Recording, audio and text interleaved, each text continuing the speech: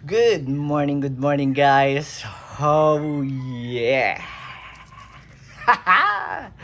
Okay.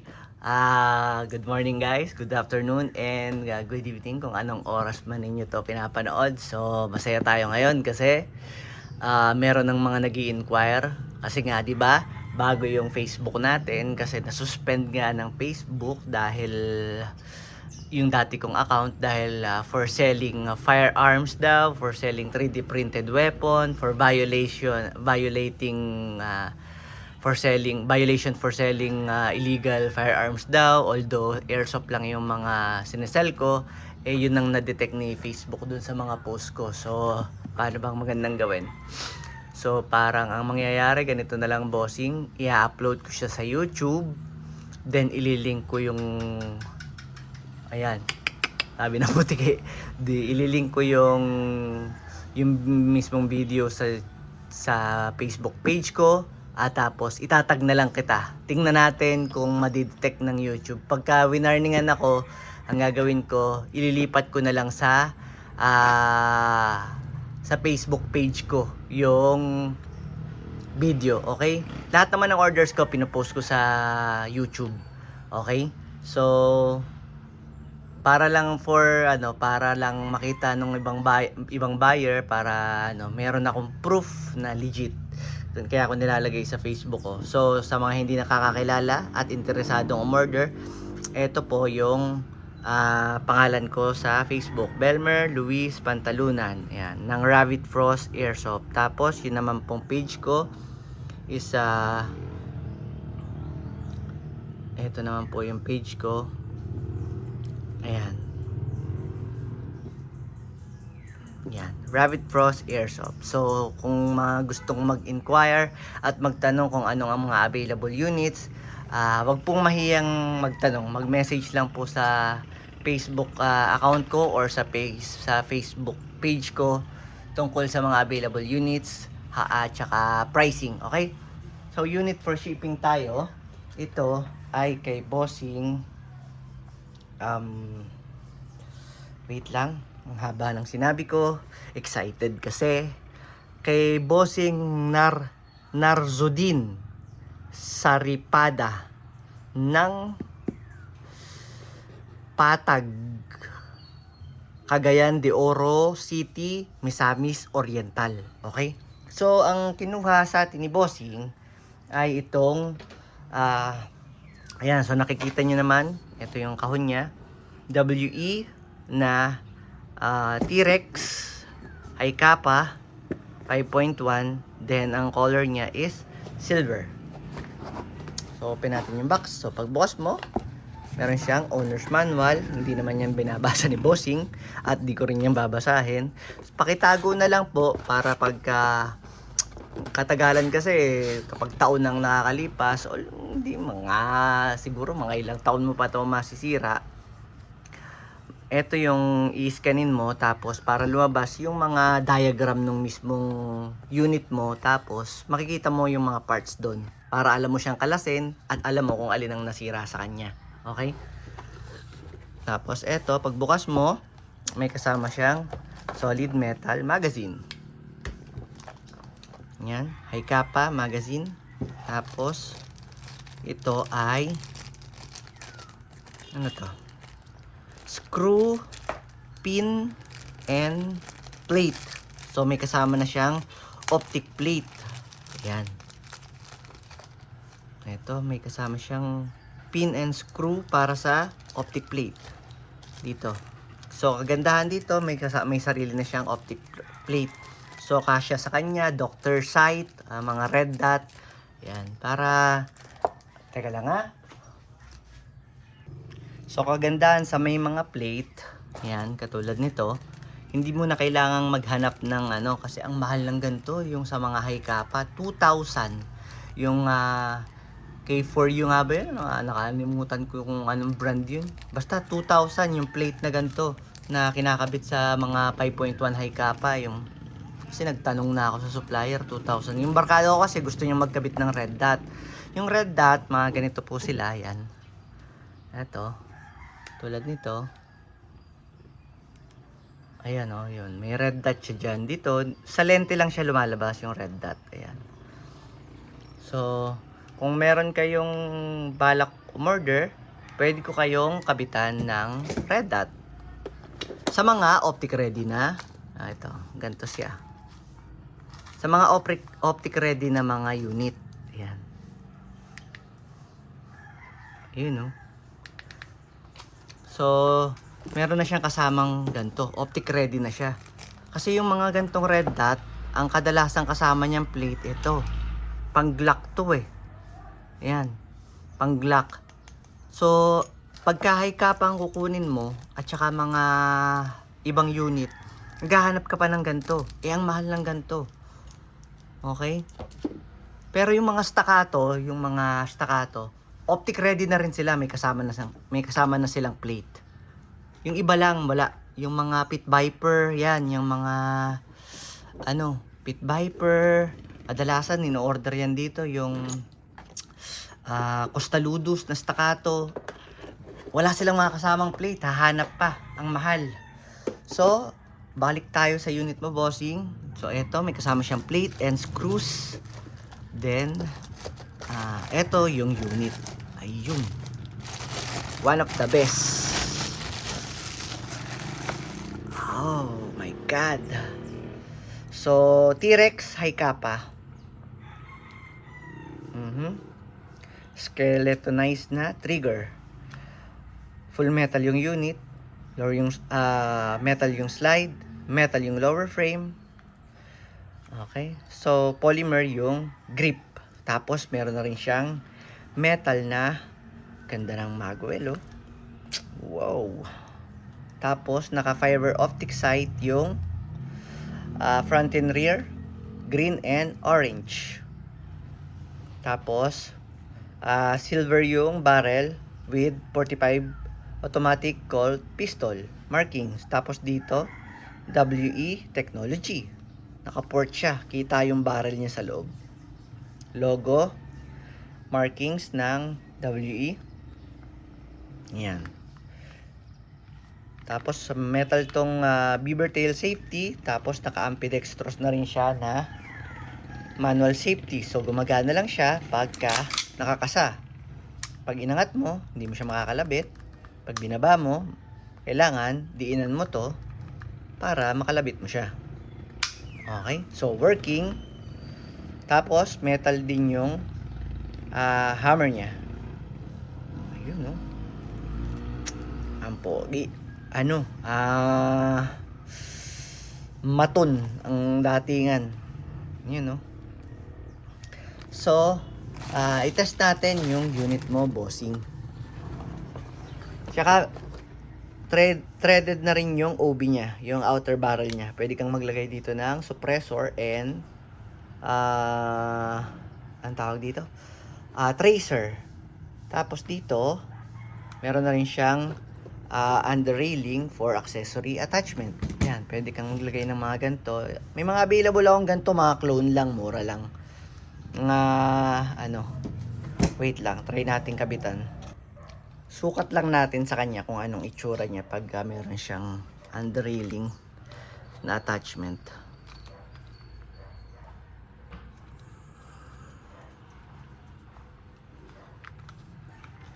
Tangin na ngayon, no? Naidana, oh. Oh, hi. Oh, shit. Alright. So, tanggalin natin. Baka ma-ship ko pa. Baka sumama ka pa sa parcel. Okay. So, si Bossing kumuha ng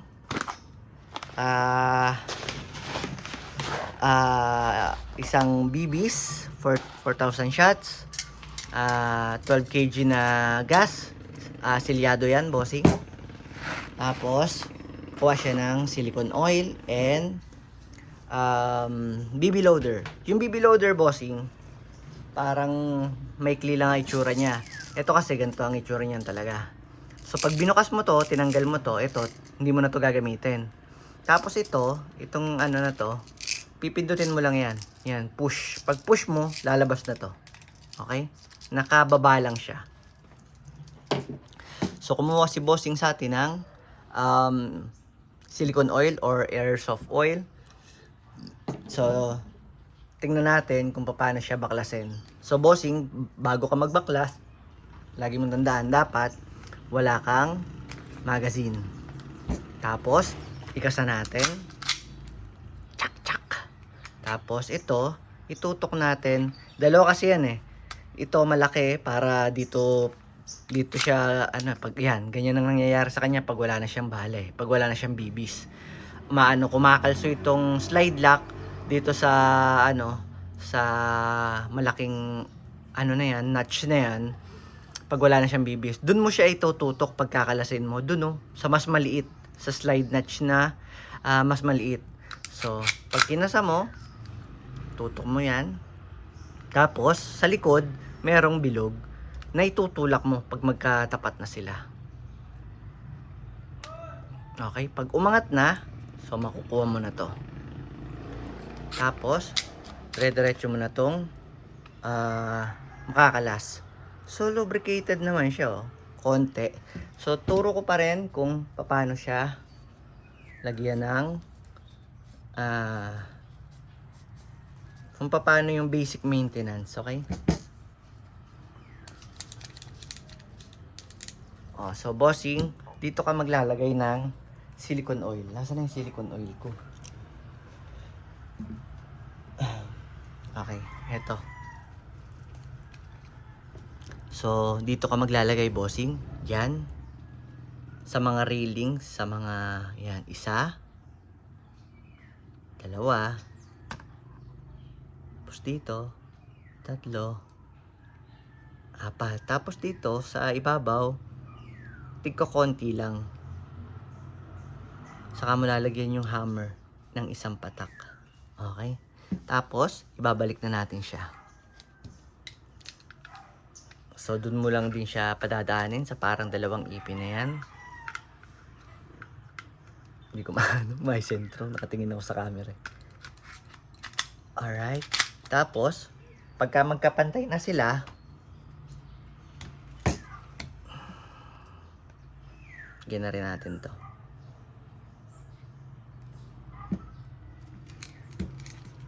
Magpantay na sila. Yan.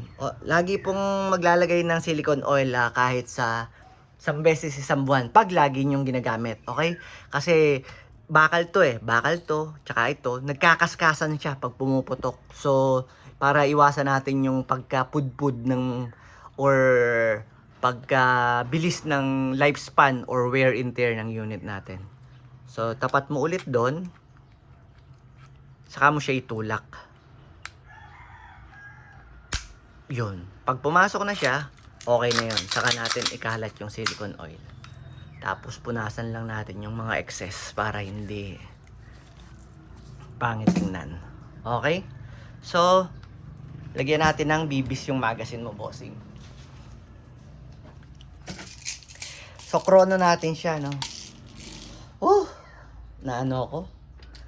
Na 2 days akong nakatenga. Kinakabahan ako. Sabi ko mukhang hindi na ako makakabenta.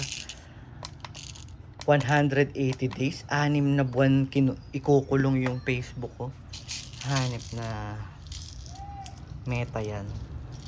So, bossing, hihilahin mo to. Ayan. Ang lakas naman ng washing ko. Naglalaba kasi ako. Hihilahin mo to. Tapos dito sa malaking siwang, dyan ka maghuhulog ng bibis. So ito, kumuha ka sa akin ng BB loader, itatapat mo lang tong butas na to dito sa malaking siwang. Okay? Pagkatapat na sila, kada pindot mo, 4 ang lalabas. Hindi ka na mag-iisa-isang kinakamay na ganun. Yun ang advantage ng BB loader. Okay. So ang dami na agad na, no? So 26 rounder to, tong magazine. Ay, sorry. 26 rounder yung magazine mo. So, ayan.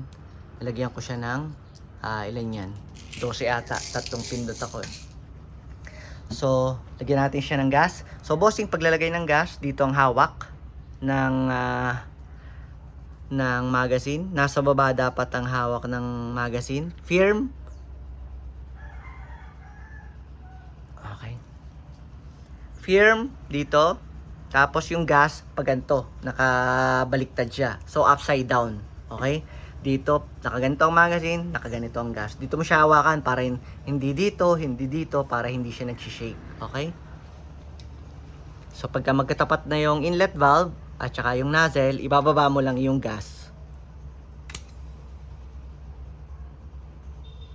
Alright. So, leak check. Okay? Very good. Wala. So, ano natin yung unit mo, bossing? Try natin. Ganado. May bentang bandido. Kala ko wala lang Kasi ang hirap ang hirap pong kasi nga 'di ba back to zero dati, nakakabenta ako 5, 10 sa isang araw. Tapos biglang naban yung Facebook mo, na-suspend. Walang nag-i-inquire sa'yo kasi wala akong friend Ang ginawa ko, lahat ng suggestive friend dun, pinagpipindot ko na lahat. Bahala lang si Batman. Ayop yan. Kaya yung iba nagtatanong, why po? Why? So, eto bossing, malakas ang insert ng magazine. Kailangan malakas para kakagatin siya nung mag-catch. Kasi pag hindi mo nilakasan at binaby mo, dinahandahan mo, pwede pang malaglag yung magazine mo, pwede pang mabasag tong magazine base plate mo. So, wag mo siyang i-baby, sadyang magagasgas yan. Pagdating ng panahon, kada ginagamit mo, labas-masok. Ngayon, wala pa siyang gasgas. Sa ngayon, pag pinasok mo, nilabas mo, labas-masok, magkakaroon siya ng gasgas. So, malakas ang insert ng magazine. Tapos, bitaw. Huwag mo na siyang dadahan-dahanin ibalik. Basta pag kinasa mo, bitawan mo agad. Yung. Ang haba ng video ko. Napasarap ako mag-video Okay. So, test natin yung unit mo. 384. 388. 345. 40 agad yung 350. Okay? So, out of the box, nasa 384, naging 388, tapos naging 3, ilan? Naging 350. So, pagpalagay na natin 350 to 380 FPS out of the box. Okay? So, ubusin natin yung bibis mo, bossing.